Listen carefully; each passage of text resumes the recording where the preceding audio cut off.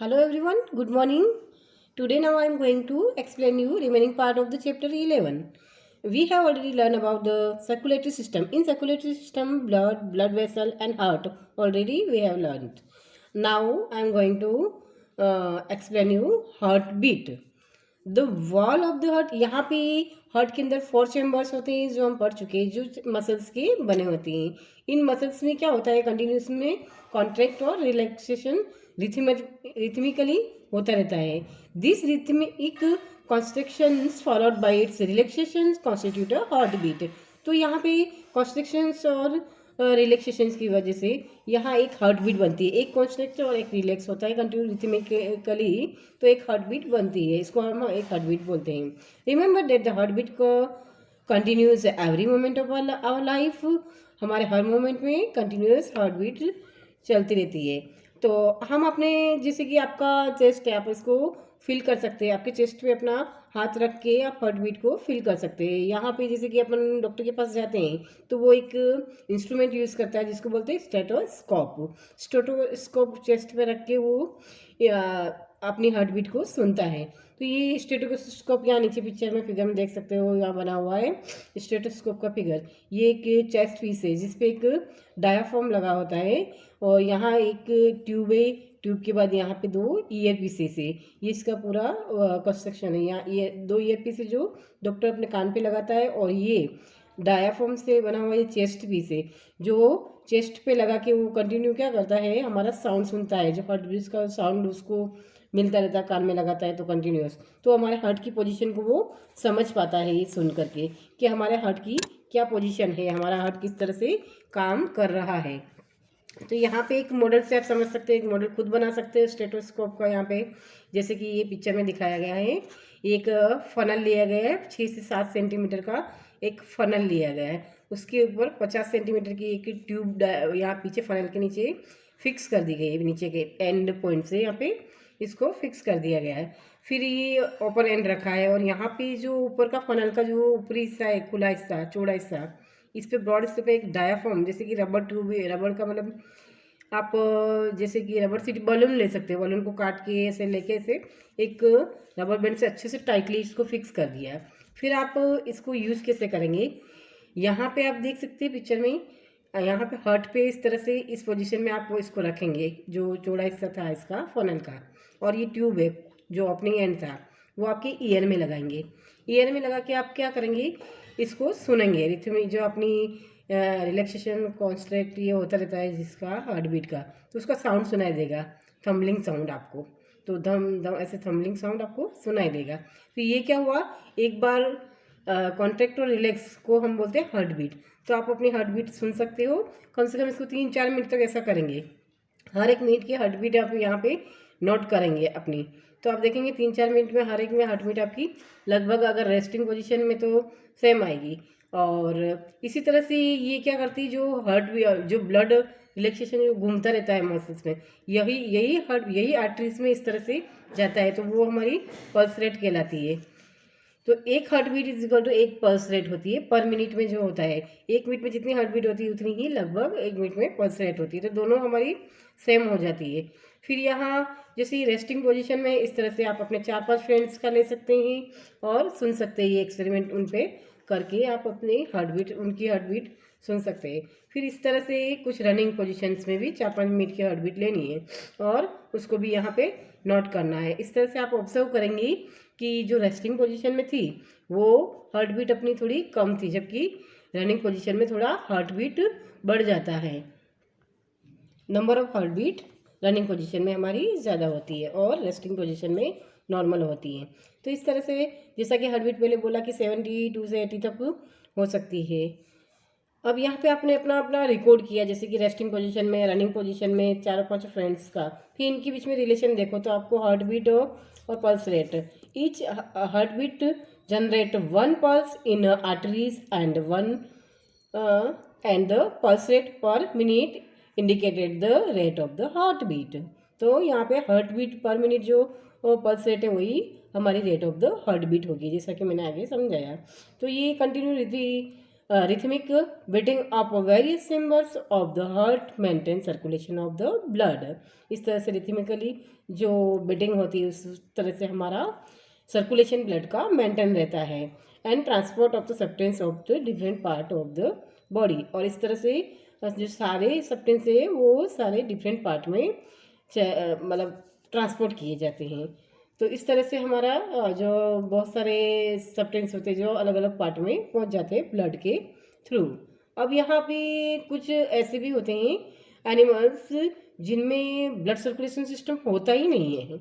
यहाँ पे for example दिया है स्पॉन्जेस एंड हाइड्रा. क्या हैव ब्लड, क्या इसमें ब्लड होता है? एक्चुअली इनमें ब्लड नहीं होता है. तो इस तरह में ब्लड सर्कुलेशन होता ही नहीं तो फिर ये सारे एक्सक्रीशन वगैरह कैसे होते हैं? तो इनमें क्या होता है, एक्चुअली ब्लड सर्कुलेशन सिस्टम की ज़रूरत होती ही नहीं है क्योंकि ये वाटर में रहते हैं. इनमें डायरेक्ट पोर्स होते हैं इनकी बॉडी में. तो वो क्या करता है, वाटर कंटिन्यू इनकी बॉडी के अंदर जाता रहता है. और जाता रहता है तो वो डायरेक्ट क्या करता है कि सब्सटेंसेस को रिमूव कर दे. वो क्या करते हैं, सब्सटेंस को वहीं से रिमूव कर देते हैं और वहीं से ऑक्सीजन वगैरह को एब्जॉर्ब कर लेते हैं. तो इनमें ज़्यादा इस तरह से एक्सक्रीटरी सिस्टम या ब्लड सर्कुलेशन सिस्टम की ज़रूरत नहीं पड़ती है. ये डायरेक्ट ही वाटर से लेन देन कर देते हैं. इनकी जो वॉल्स होती है उनसे डायरेक्ट ये सारा काम हो जाता है. As enters the bodies the water carries away waste material and carbon dioxide as it move out. Thus these animal do not need a circulatory fluid like blood. इनमें सर्कुलेटरी फ्लूइड ब्लड की जरूरत नहीं होती. इनमें direct connection होता है excretion और absorption का, इसलिए इनमें ज़रूरत नहीं होती है. अब यहाँ पे हमने जैसे कि पढ़ा कि एक्सेलेशन इनहेलेशन में कार्बन डाइऑक्साइड एक्सेलेशन में रिमूव कर देते हैं हम. फिर यहाँ पे आपने पढ़ा था carbon dioxide removes waste from the body through the lungs during exhalation. And egestion के दौरान जो फूड रिमूव होता है, अनडाइजेस्टेड फूड इजेशन के दौरान रिमूव हो जाता है. लेकिन अभी दूसरे मटेरियल से वो किस तरह से रिमूव होते हैं बॉडी से, तो वो हम यहाँ पे पढ़ेंगे. जो अनवांटेड मटेरियल है उनको भी तो रिमूव करना जरूरी है. तो यहाँ क्या होता है, क्योंकि continuous cell when our cells perform the functions certain waste products are released.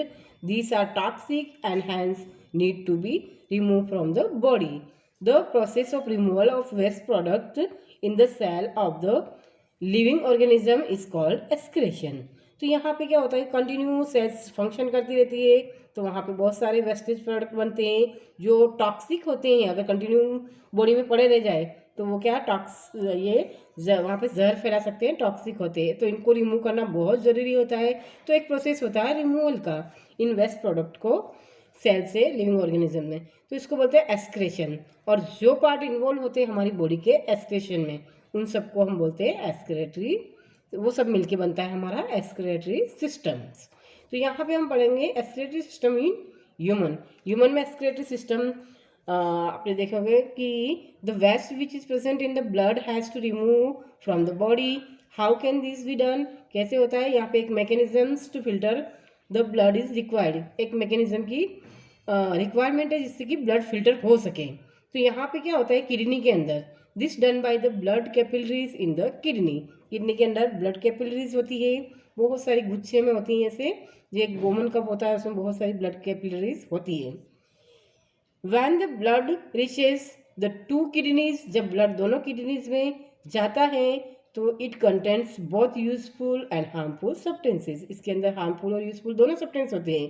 तो क्या होता है, यूजफुल सब्सटेंस तो क्या कर लिए जाते हैं, ब्लड से पूरी वापस से एब्जॉर्ब कर लिए जाते हैं. और जो वेस्ट सब्सटेंस होते हैं जो पानी के अंदर डिजोल्व होके रिमूव कर दिए जाते हैं एज ए यूरिन. आपने सुना ही होता है यूरिन के रूप में.